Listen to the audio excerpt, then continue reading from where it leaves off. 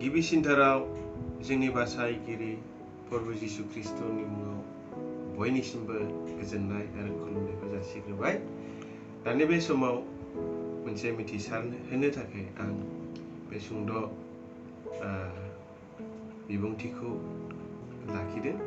बेनो जाहैबाय जोंनि बङाइगाव सार्केलनि सिङाव थानाय इयुथ कमिटिनि सिङाव BCST मिनिस्ट्रि हिसाबै जोंहा इउटुब चेनेल खुलिनाय जादों एबा दङ। दा बिनि गेजेरजों दिनै जों मोनसे इसोरनि गाहाम रादाबखौ फोसावनो थामथिम जादों।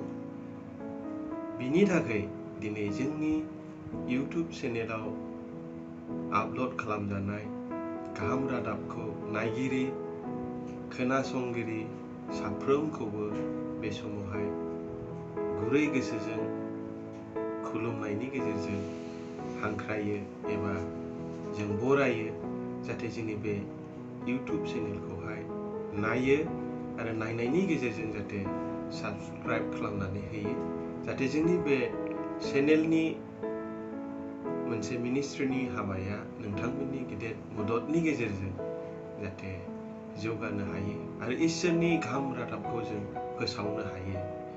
खना खनला इसोरनि रादाबखौ मोनै मिथिस'यै जायगाफ्रावबो जाहाथे बे इउटुब चेनेलनि गेजेरजों एबा बे BCST मिनिस्ट्रिनि मावजानाय हाबाफारिनि गेजेरजों मिथिजायो आरो इसोरनि बे गेदेर हाबाया मावफुंजायो। बेनि थाखाय खावलायदों जाहाथे बयबो जोंनोहाय हेफाजाब खालामो आरो साबस्क्राइब खालामनानै होयो। बेनि थाखाय बयनिसिमबो खावलायबाय आरो आंनि बे सुंद' बिबुंथिखौ फोजोबनायनि सिगां आं बेखौनो सिनायथि होनो गोसो जादों। दिनै जोंनि बे चेनेलाव जायहा गाहाम रादाबखौ लाबोगोन बिथाङानो जाहैबाय जोंनि बङाइगाव सार्केलनि सिङावनो मोनसे मिनिस्ट्रि दङ। बेनो जाहैबाय मिसनारि हिसाबै दङ। बिथाङानो जाहैबाय जोंनि बिलद नार्जारि। बिथांनिफ्रायनो जोङो बे गाहाम रादाबखौ दिनैहाय खोनासंगोन। हामबायसै। बयनिसिमबो गोजोननाय थाबाय आरो खुलुमनाय। सोरजिगिरि गोथां गोथार इसोरखौ हामबाय होनदों आरो अननाय गोजोननाय गाहाम सिबिनायखौ बयनिसिमबो जासिदों। जोङो बे समाव नायनि गाहाम खबर शास्त्रा जोंखौ बुंदों, पबित्र बाइबेला बुंदों, नोंसोरो गासै संसाराव थांनानै बयबो सोरजिजानाय मानसिफोरनो गाहाम खबरखौ फोसावदो। मार्कुसनि 16:15 सिरियाव बेबायदि लिरनाय दं।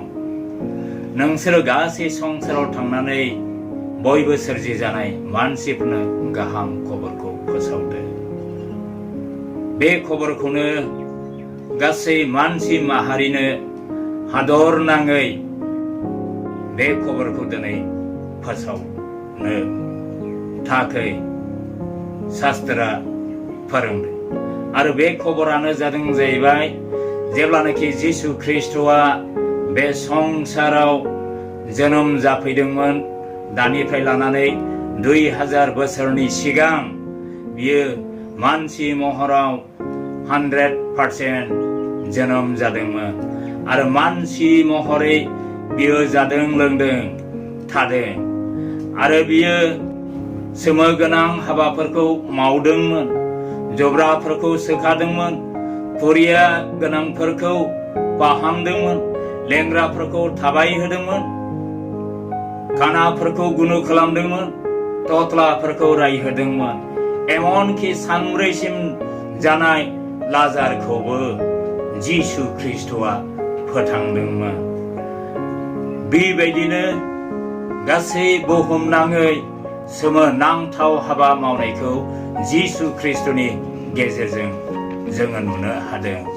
आरो जोङो नुनो हादों जिसु ख्रिस्ट'आ जेब्ला संसाराव दङमोन, अब्ला जिसु ख्रिस्ट'खौ गासै सुथुरफोरनि आखायाव बे जिसु ख्रिस्ट'खौ गथायदोंमोन मानसिफ्रा। आरो बियो बे सुथुरफोरनि आखायाव गोग्लैनानै सुथुरफोरजों बुथार जादोंमोन, क्रुसाव आलाय जादोंमोन आरो बियो सानथामसिम हाखराव फबजादोंमोन। बिनि उनाव जिसु ख्रिस्टआ सानथामनि उनाव हाखरनिफ्राय सिखांफिनदों।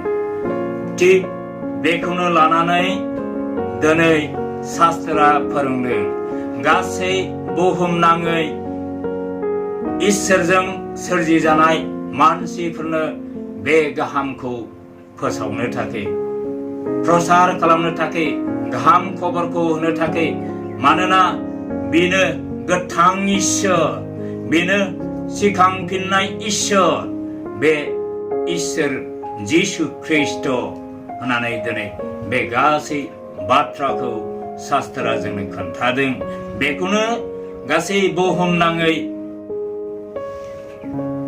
बुहुमनाङै प्रसार खालामनो, जाथि मानिनो बे खबरखौ होदों आरो फोसावनो नांगौ। थिग बिदिनो जिसु ख्रिस्टआ बुंदों, आंनो सिखांफिननाय आरो गोथाङा आंजों नङाब्ला रावबो बिफानायाव सहैया।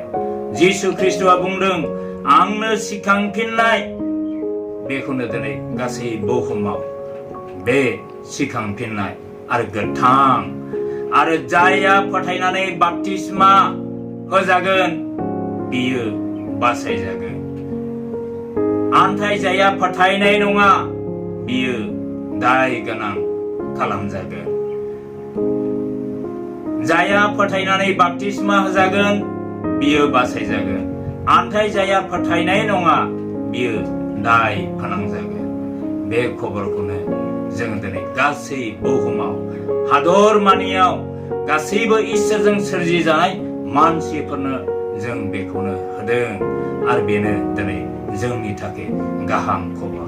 बे गोथांनि सोरनियाव जों बासायजानाय जिबनखौ मोननो हायो। जोंखौ इसोरा बोर होथों। जिसुनि